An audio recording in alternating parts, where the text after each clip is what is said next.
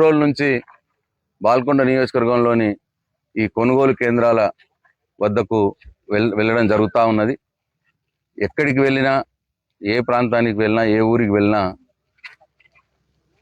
ఈ కొనుగోలు కేంద్రాలు వడ్లు లేపుతలేరు, చాలా డిలే చేస్తూ ఉన్నారు. కొన్ని కేంద్రాల్లో 20 రోజులు అయిందని చెప్తున్నారు, కొన్ని కేంద్రాల్లో నెల అయిందని చెప్తున్నారు కుప్పలు తెచ్చి. మరి అధికారులను అడుగుతానేమో మేము ప్రయత్నం చేస్తున్నాం సార్ అని అధికారులు చెప్తా ఉన్నారు. ఏది ఏమైనప్పటికీ వాళ్ళ రైతుల పరిస్థితి చాలా ఆగమ్య గోచరంగా తయారైపోయింది. ఒకవైపు అకాల వర్షాలు వస్తూ ఉన్నాయి, ఇంకో 10-15 రోజులు పోతే ఋతుపవనాలు వచ్చే అవకాశం ఉంది. ఈ వర్షాలు వస్తే ఉన్నవడ్లు ఈ కుప్పలు కళ్ళల్లో ఎటుపోవాలి, ఏం కావాలి, ఏమి అర్థం కాని పరిస్థితి రైతుల్లో ఉన్నది. మరి నేను ఇవాళ కలెక్టర్ గారితో, డిఎస్ఓ గారితో, జేసీ గారితో అనేక పర్యాయాలు మాట్లాడి ఎక్కడికక్కడ ఆ సమస్యలను సాల్వ్ చేసే ప్రయత్నం చేయమని చెప్పి వాళ్ళని రిక్వెస్ట్ చేయడం జరిగింది. వాళ్ళు కూడా ప్రయత్నం చేస్తాము అని అంటున్నారు, కానీ ఫీల్డ్లో మాత్రం ఇంత మటుకు ఏమీ పెద్దగా పురోగతి కనిపించట్లేదు. కలెక్టర్ గారు అయితే నిన్న నాతో ఫోన్లో మాట్లాడింది. నేను నిన్న బషీరాబాదు అట్లాగే బడా భీమ్గల్ కొనుగోలు కేంద్రాలు కల్లాల దగ్గరకు పోతే అక్కడి నుంచి ఫోన్లో మాట్లాడితే స్పందించింది ఆమె. ఇవాళ నేను కిసాన్ నగర్ పోయాను, ఇక మోర్తాడుకు వచ్చాను, ఇట్లా ఎక్కడికి ఇవాళ అసలు ఫోనే లేపట్లేదు. కలెక్టర్ గారు ఫోన్ లేపట్లేదు. వీసీలో ఉన్నా అని మెసేజ్ పెడుతుంది, వీడియో కాన్ఫరెన్స్లో ఉన్నా అని. పొద్దున 2 గంటలు ట్రై చేశాను, వీడియో కాన్ఫరెన్స్లో ఉన్నా అంటది. ఇప్పుడు సాయంత్రం ట్రై చేశాను, వీడియో కాన్ఫరెన్స్లో ఉన్నా అంటది.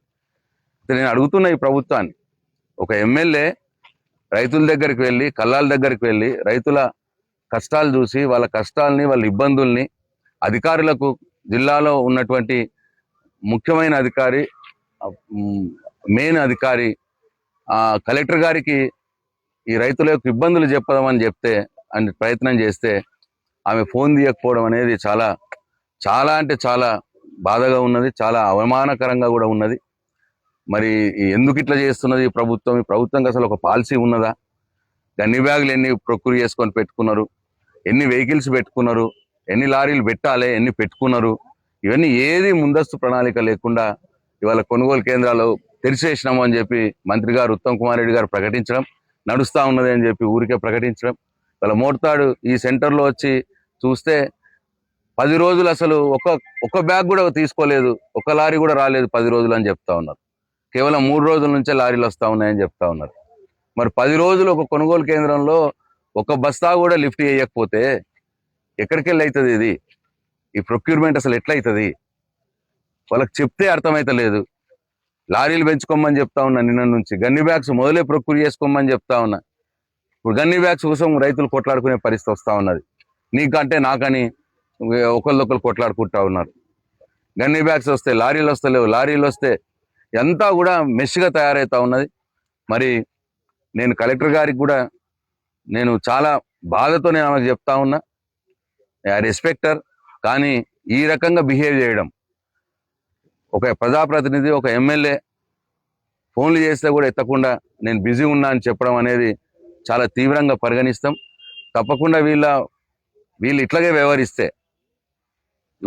వ్యవహరిస్తే తప్పకుండా రైతులతోటి ఆందోళన కూడా చేసే దిశగా మేము ఆలోచిస్తామని చెప్పి నేను ఈ ప్రభుత్వానికి హెచ్చరిస్తా ఉన్నాను.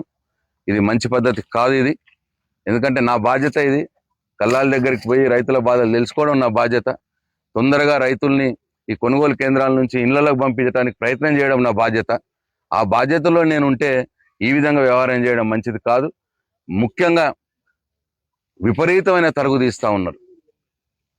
44.5, 45 అన్నపూర్ణ అని ఒక రైస్ మిల్ ఉందట, 45 కంటే తక్కువైతే నేను తీసుకోను అంటున్నాడంట.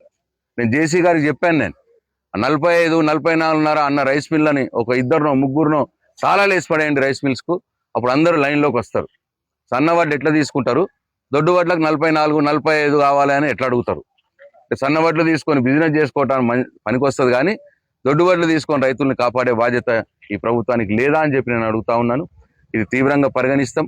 ఎట్టి పరిస్థితుల్లో 41.5, ఇంతకుముందు ప్రభుత్వం ఎట్లనైతే 41.5 తోటే, అంటే 1.5 40 కిలోలకు 1.5 తరుగు తోటి ఎట్లయితే ముందుకు పోయిందో అదే విధంగా పోవాలి.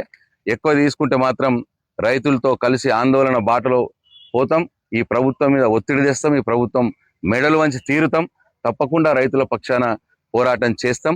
ఎట్టి పరిస్థితుల్లో అధిక తరుగు ఏదైతే తీసుకుంటున్నారో దాన్ని ఆపేయాలని చెప్పి నేను డిమాండ్ చేస్తాను. ఇవాళ నేను కలెక్టర్ గారికి ఇప్పుడు ఈ సెంటర్ నుంచి అదే మాట్లాడదామని చూస్తే ఆమె ఫోన్లో అందుబాటులోకి రాలేదు. అయితే ఆమె కింది అధికారి, కలెక్టర్ గారి కింది అధికారి జేసీ గారు, వారికి చెప్పాను వారు మరి నేను ప్రయత్నం చేస్తా అంటున్నాడు.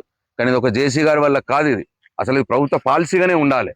రైస్ మిల్లర్లు చెప్తే ప్రభుత్వం వినాలా, ప్రభుత్వం చెప్తే రైస్ మిల్లర్లు వినాలా? ఇక్కడ తేల్చుకోవాల్సిన అవసరం ఉన్నది. ప్రభుత్వం ఎట్లా చెప్తే అట్లా మిల్లర్లు వినాల్సిన అవసరం ఉంటుంది తప్పిస్తే మిల్లర్లు ఎట్లా చెప్తే అట్లా ప్రభుత్వం వినే పరిస్థితికి వస్తే రైతులు ఎక్కడికి పోవాలో మరి అర్థం కాని పరిస్థితి ఉంటుంది. కాబట్టి ఎట్టి పరిస్థితుల్లో మిల్లర్లను కట్టడి చేయాలి. ఎవడైతే 44, 43, 45, 44.5 అంటున్నాడో వాళ్ళందరి మీద కూడా యాక్షన్ తీసుకోవాలి. 41.5 ఎట్లనైతే ముందు తరుగు ఉంటుండో ఆ 1.5 కిలో 40 కిలోల బ్యాగ్కి 1.5 కిలోలు లేదు, ఇంకా బ్యాగ్ వెయిట్ కంటే ఇంకొక 600 కిలోలు, ఇంకా కొద్దిగా 42.5 కూడా పాపం రైతులు సిద్ధంగానే ఉన్నారు. మరీ మీరు 44, 44.5, 45 అంటే రైతులు నష్టపోతారు. కాబట్టి దీన్ని ఎట్టి పరిస్థితుల్లో అనుమతించబోము. రైతులతో కలిసి పోరాట బాట పడతామని చెప్పి నేను ఈ ప్రభుత్వానికి హెచ్చరిస్తా ఉన్నా.